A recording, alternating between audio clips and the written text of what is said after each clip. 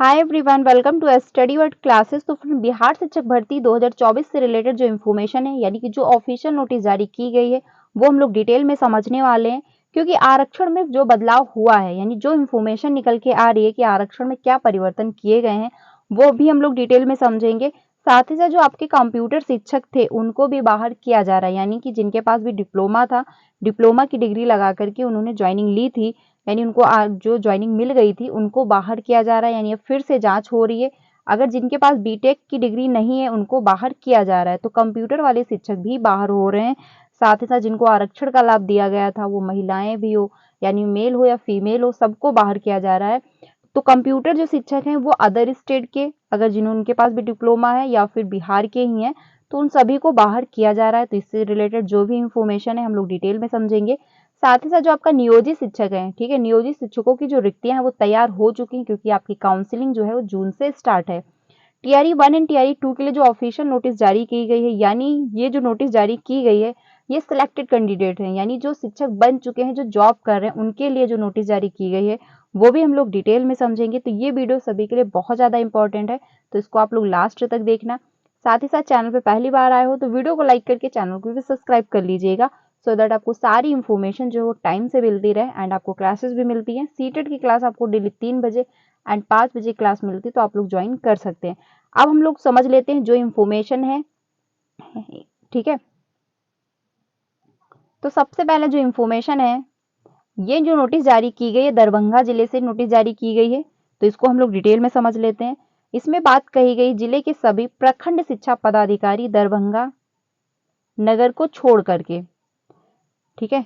विषय जो है इसमें टीआरई 1 एंड टीआरई 2 के अंतर्गत नियुक्त सभी शिक्षकों का प्रमाण पत्र जो है उपलब्ध कराने के संदर्भ में इसमें बात कही गई। उपर्युक्त विषय के संबंध में निर्देशित किया जाता है कि अपने अपने जो है प्रखंडता अंतर्गत बीपीएससी टीआरई 1 एंड टीआरई 2 अंतर्गत नियुक्त सभी शिक्षकों का जो है सीटेट, बीटेट, एस्टेट के साथ साथ प्रशैक्षणिक प्रमाण पत्र तथा बीएड जो है आपका डीएलएड प्रमाण पत्र की जो है स्वच्छ छाया प्रति नीचे अंकित सूची के साथ पत्र निर्गत की तिथि से 2 दिनों के अंदर अचूक रूप से हस्ताक्षर कार्यालय के प्रधान लिपिक श्री आनंद मिश्र को जो है उपलब्ध कराना सुनिश्चित करें। यानी कि टाइम जो दिया गया है, 2 दिनों का टाइम दिया गया है कि 2 दिनों के अंदर जो है आप लोग बीएड, और आपके पास अगर डीएलएड है, सीटेट, बीटेट यानी बी जो बीएड है,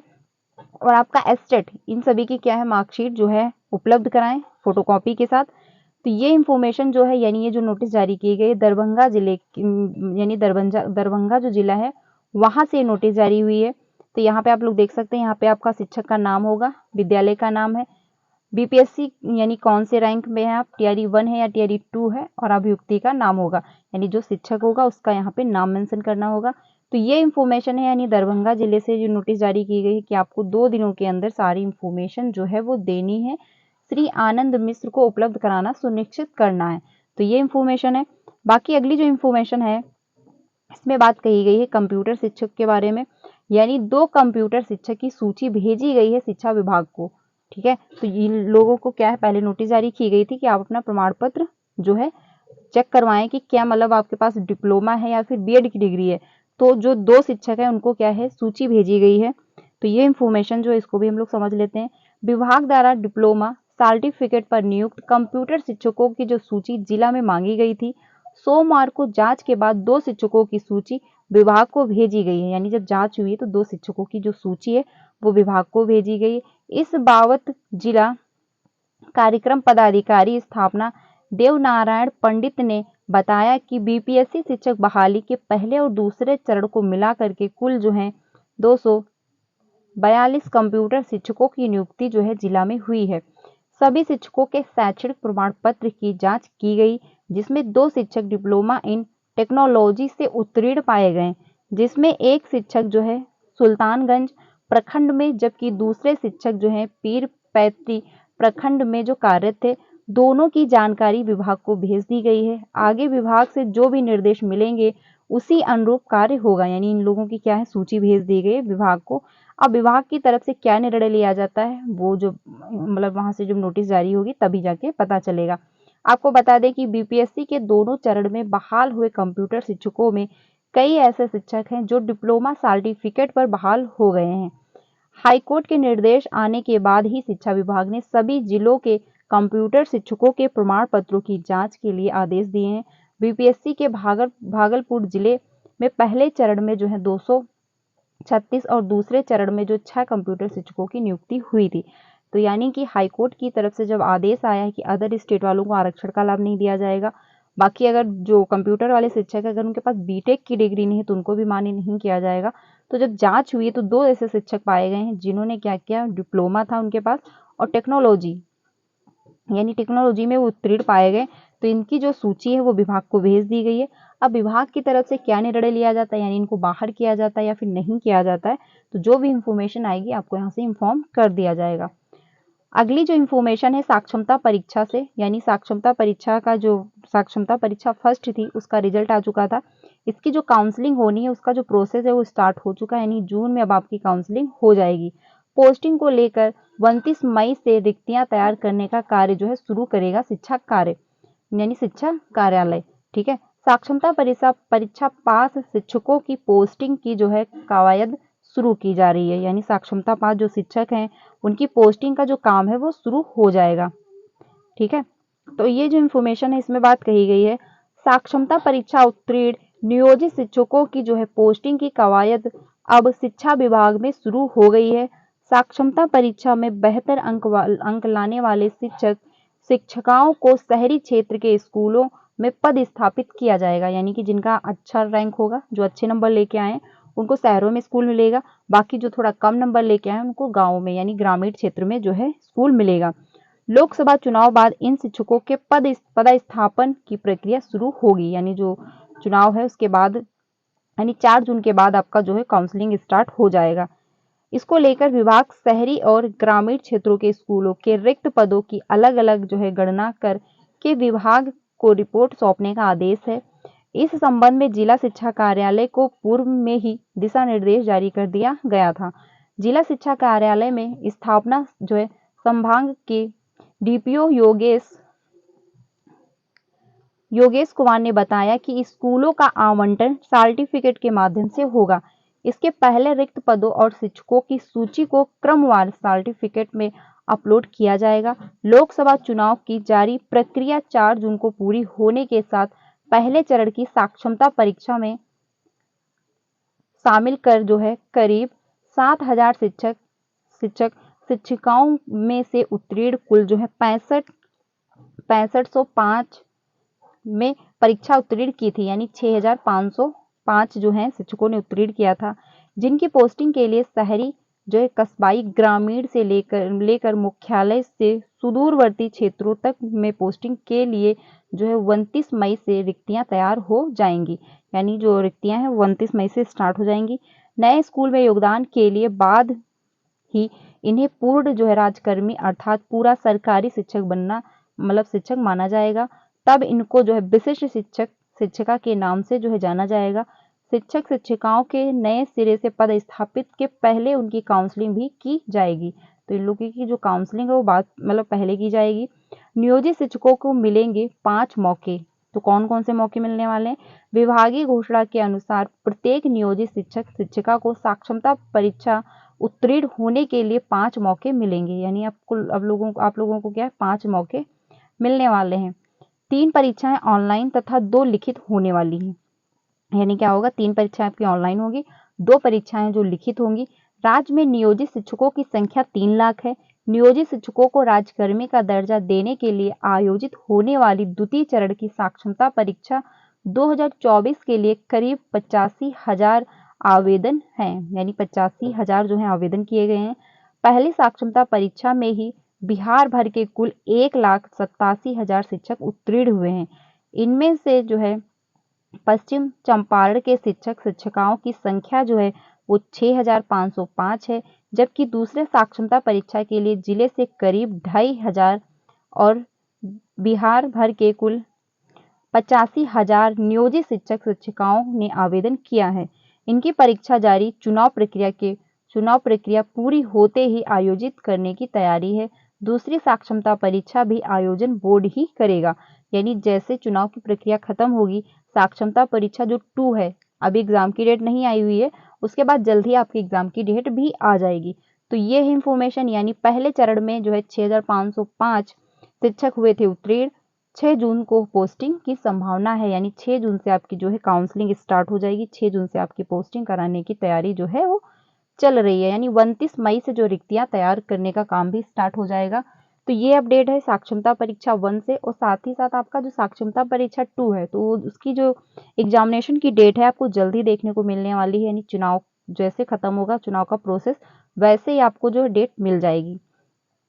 अब बात कर लेते हैं आरक्षण में क्या परिवर्तन हुआ है। देखिए, बीपीएससी से दूसरे चरण में नियुक्त शिक्षकों के विभाग में शुरू की गई छानबीन। आरक्षण कोट में नियुक्त दूसरे राज्य के शिक्षकों की खत्म हो जाएगी नौकरी। यानी कि अगर आपको आरक्षण का लाभ दिया गया है, आप किसी भी कैटेगरी से हो। देखिए, एक लोगों का कमेंट आया था कि अदर स्टेट के जो हैं वो तो जनरल में है।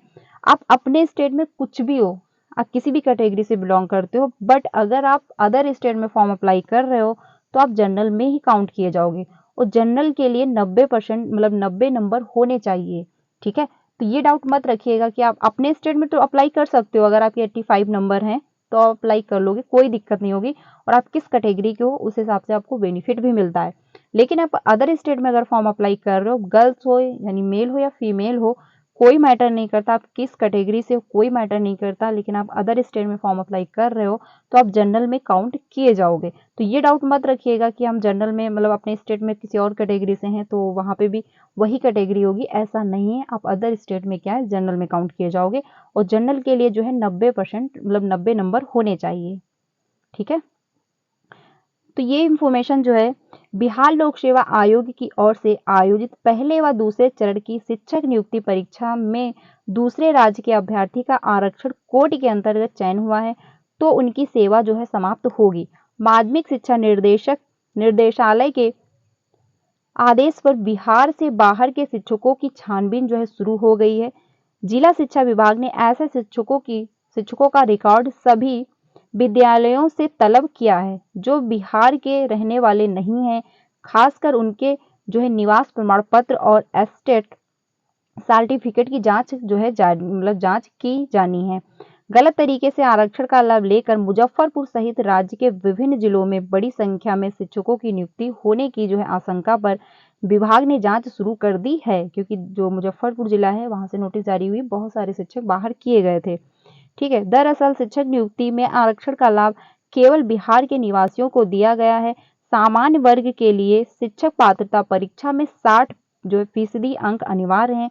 बिहार के रहने वाले जो पिछड़ा, अत्यंत पिछड़ा व सामान्य महिला के लिए जो है शिक्षक पात्रता परीक्षा में न्यूनतम जो आपके 55% और अनुसूचित जाति व जनजाति के लिए 50% अंक निर्धारित किया गया है। यानी कि अगर आप पिछड़ा अति पिछड़ा हो तो आपके लिए 55 है, और आप अगर जनजाति के वर्ग में आते हो कैटेगरी में तो आपके लिए जो है 50% अंक निर्धारित किए गए थे। सामान्य प्रशासन विभाग की ओर से इसकी अधिसूचना जारी की गई है कि राज्य के मूल निवासी को ही आरक्षण का लाभ मिलेगा।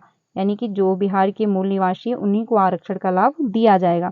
राज्य के ऐसे में दूसरे राज्य की महिला या अन्य कोटि के अभ्यर्थी का चयन तभी होगा जब उनके शिक्षक पात्रता परीक्षा में 60% अंक हासिल होंगे। यानी 60% अगर आपके सीटेट में नंबर हैं तभी जाके आप मान्य होगे।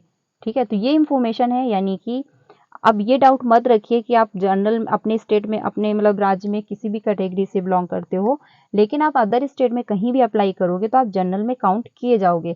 आप मेल हो या फीमेल हो कोई मैटर नहीं करता, आपके 90 नंबर होने चाहिए तभी जाके आप मान्य होगे। डीपीओ स्थापना ने सभी प्रखंडों से मांगा बाहरी शिक्षकों का रिकॉर्ड। ठीक है, रहने वाले शिक्षकों की एस्टेट में जो है 60 सीटेट में 60% अंक होना चाहिए। डीपीओ ने सभी बीओ को पत्र भेजकर विद्यालयवार शिक्षकों का रिकॉर्ड उपलब्ध कराने को कहा है। इसमें सभी डॉक्यूमेंट देना है। शैक्षणिक व मतलब प्रशिक्षण के साथ ही आवासीय प्रमाण पत्र भी देना है। डीपीओ ने बताया कि जिले में सभी शिक्षकों की जो है प्रतिनियुक्ति विभागीय निर्देश के अनुसार ही की गई है। दोबारा निर्देश आया है तो सभी प्रखंडों से रिकॉर्ड मांगा गया है। तो ये इंफॉर्मेशन है। यानी कि जिनको भी आरक्षण का लाभ मिला है कुछ मतलब ऐसे भी कैंडिडेट हैं जो दिव्यांग थे, उनको भी आरक्षण का लाभ मिल करके जॉब मिली थी, लेकिन अब क्या हो रहा है, उनको भी बाहर किया जा रहा है क्योंकि वो अदर स्टेट से बिलोंग करते हैं। आरक्षण का लाभ सिर्फ क्या है, बिहार वालों को ही मिलने वाला है, बाकी किसी को भी आरक्षण का लाभ नहीं दिया जाएगा। तो जिनको भी आरक्षण का लाभ मिल करके जॉब मिली है उनको बाहर किया जा रहा है। बहुत सारे शिक्षक बाहर हुए हैं। तो टीआरई 3 वाले जितने भी कैंडिडेट हैं, यानी जो भी री एग्जाम देने वाले हैं, अगर उनके 90 नंबर नहीं हैं सीटेड में, तो वो पेपर देने मत जाएं। आप किसी भी कैटेगरी से बिलोंग करते हो, लेकिन आप अदर स्टेट में अगर फॉर्म अप्लाई कर रहे हैं तो आप जनरल में ही काउंट किए जाएंगे। ठीक है, तो अगर आपके 90 नंबर नहीं है सीटेड में तो आप पेपर देने मत जाइए। साथ ही साथ अगर सब्जेक्ट कॉम्बिनेशन में कोई मिस्टेक हुई है तो भी आप पेपर देने मत जाइएगा, क्योंकि कोई बेनिफिट इसका नहीं होगा। ठीक है, तो ये इंफॉर्मेशन है। बाकी जो इंफॉर्मेशन है, शिक्षकों के रिकॉर्ड के साथ प्रधानाध्यापक को देना है घोषणा पत्र, यानी कि जो प्रधानाध्यापक वो भी फाइनलाइज करेगा कि हाँ, जो शिक्षक मेरे मतलब स्कूल में वर्क कर रहे हैं, टीचिंग कर रहे हैं, ये बिहार के ही हैं या फिर अदर स्टेट के हैं, इनको आरक्षण का लाभ दिया गया है या नहीं दिया गया है। शिक्षकों के रिकॉर्ड के साथ प्रधानाध्यापकों की घोषणा पत्र भी देना है। डीपीओ ने सभी जो है बीओ को निर्देश दिया कि प्रधानाध्यापकों से बिहार के बाहर के शिक्षकों का फोल्डर लेते समय घोषणा पत्र भी ले लें कि उनके द्वारा दी गई सूची के अलावा कोई भी शिक्षक जो है बिहार के बाहरी राज्यों से पदस्थापित नहीं है। ठीक है, इसके साथ ही सभी फोल्डर को वीओ के स्तर से सत्यापित करके ही डीपीओ कार्यालय में जमा करना है। फोल्डर में शैक्षणिक व प्रशैक्षणिक प्रमाण पत्र, विद्यालय पदस्थापित पत्र, योगदान पत्र, आधार कार्ड व निवास प्रमाण पत्र आदि की जो है रहना होगा। यानी इतने सारे डॉक्यूमेंट जो है वो एक फोल्डर में रखने होंगे। तो ये इंफॉर्मेशन है, यानी कि जो प्रधानाध्यापक हैं वो भी जो मतलब सूचित करेंगे कि हाँ, मेरे विद्यालय में जो टीचर हैं वो अदर स्टेट के हैं, कितने बिहार राज्य के ही हैं, कि उनको आरक्षण का लाभ दिया गया है, किनको आरक्षण का लाभ नहीं दिया गया है। तो ये इंफॉर्मेशन है। बाकी जो इंफॉर्मेशन है ये टीआरई 1 एंड टीआरई 2 वाले सभी शिक्षकों के लिए जो शिक्षक बन चुके हैं, क्योंकि इसमें जो जारी की गई है सूचना वो ये है, सभी प्रधानाध्यापक जो प्रभारी प्रधानाध्यापक, ये इंफॉर्मेशन है विभागीय नियम विरुद्ध अवकाश का उपभोग करने के संबंध में, यानी कि कुछ ऐसे टीचर हैं जिन्होंने अवकाश लिया, मतलब बिना सूचित किए भी 2-3 महीने से वो जॉब नहीं कर रहे हैं, तो उन पर क्या है कार्रवाई हुई है, इसी वजह से नोटिस जारी की गई है। तो हम लोग डिटेल में समझते हैं। उपयुक्त विषयक अधो हस्ताक्षर के संज्ञान से ज्ञात है कि विद्यालय अध्यापक के द्वारा निर्देशक माध्यमिक शिक्षा विभाग पटना के आदेश के विपरीत मनमानी तरीके से विद्यालय में अवकाश का आवेदन देकर अनुपस्थित रहते हैं।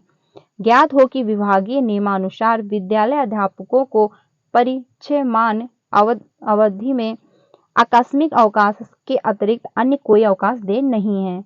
अतः आकस्मिक अवकाश के अतिरिक्त अन्य कोई अवकाश यदि आपको आपके द्वारा विद्यालय अध्यापक को दिया जाता है कि उक्त स्थिति में नियम के विरुद्ध मनमानी तरीके से अवकाश में रहने के आरोप में संबंधित विद्यालय अध्यापकों के विरुद्ध जो है अनुशासनिक कार्यवाही की जाएगी। साथ ही आपके विरुद्ध मनमानी पूर्ण तरीके से विद्यालय का संचालन करने एवं विभागीय नियम के विरुद्ध जो है अवकाश की अनुमति देने के आरोप में आवश्यक कार्यवाही सुनिश्चित की जाएगी। साथ ही निर्देश दिया जाता है कि नियम के विरुद्ध अवकाश का उपभोग करने वाले शिक्षक का विद्यालय में योगदान हदो हस्ताक्षर की अनुमति के उपरांत ही करेंगे। तो ये अपडेट है, यानी कि ये कल की इंफॉर्मेशन है 27/5/2024। यानी कि बहुत सारे ऐसे शिक्षक थे, यानी कुछ ऐसे शिक्षक थे जो क्या थे, बिना सूचित किए हुए मतलब स्कूल नहीं जा रहे थे, तो उन पे कार्रवाई की गई है। तो इसलिए आयोग की तरफ से नोटिस जारी की गई है कि अगर आपको छुट्टी चाहिए तो प्रॉपर तरीके से बताएं, लेकिन साथ ही साथ जो आकस्मिक अवकाश के अतिरिक्त कोई भी अवकाश आपको नहीं मिलेगा। तो ये टीआरई 1 और टीआरई 2 में जो शिक्षक हैं जो जॉब कर रहे हैं उनके लिए सूची जारी की गई है, यानी उनके लिए नोटिस जारी की गई है। बाकी जो इंफॉर्मेशन है आपका आरक्षण से रिलेटेड, तो अगर आपको आरक्षण मिला है, आप किसी भी कैटेगरी से हो, मेल हो या फीमेल हो, सबको बाहर किया जा रहा है। बहुत सारी जो नोटिस जारी हुई है, कल की नोटिस जो जारी की गई थी उसमें जो कंप्यूटर वाले शिक्षक थे उनको बाहर किया गया था। ठीक है, तो ये इंफॉर्मेशन यानी जो जांच हुई इसमें 2 शिक्षक ऐसे हैं जिनके पास डिप्लोमा है टेक्नोलॉजी, यानी उन्होंने क्वालिफाई कर रखा है। तो इस वजह से जो है आयोग को भेजा गया है इंफॉर्मेशन। अब आयोग क्या करता है, क्या निर्णय लेता है, जो भी इंफॉर्मेशन आएगी आपको यहाँ से इन्फॉर्म कर दिया जाएगा। तो ये अपडेट है, यानी कि आरक्षण में भी बहुत सारा बदलाव किया गया है। कंप्यूटर वाले शिक्षकों की भी जो नौकरी चली गई, क्योंकि क्या हुआ, उनमें डिप्लोमा था, उनके पास बीटेक नहीं था और उनको जॉब मिल गई थी। लेकिन जब हाईकोर्ट की तरफ से आदेश आया तो उसमें आरक्षण जिनको भी लाभ मिला उनको बाहर किया गया, जो भी दिव्यांग वाले कैंडिडेट थे उनको भी बाहर किया गया, कंप्यूटर वाले जितने भी शिक्षक थे उनको भी बाहर किया गया जिनके पास भी बीटेक की डिग्री नहीं थी। बाकी नियोजित शिक्षकों की जो रिक्तियां हैं वो 29 मई से स्टार्ट हो जाएंगी, यानी आपकी जो काउंसलिंग है वो 6 जून से स्टार्ट हो जाएगी। बाकी अगर कोई भी इन्फॉर्मेशन आएगी आपको यहाँ से इन्फॉर्म कर दिया जाएगा, तो चैनल के साथ बने रहिएगा। वीडियो अच्छी लगी हो तो लाइक करिएगा एंड अपने सारे फ्रेंड को शेयर करना, ये इन्फॉर्मेशन बहुत ज़्यादा इंपॉर्टेंट है। बाकी अगर कोई भी अपडेट आती तो आपको यहाँ से इन्फॉर्म कर दिया जाएगा। मिलते हैं नेक्स्ट वीडियो में। Thank you.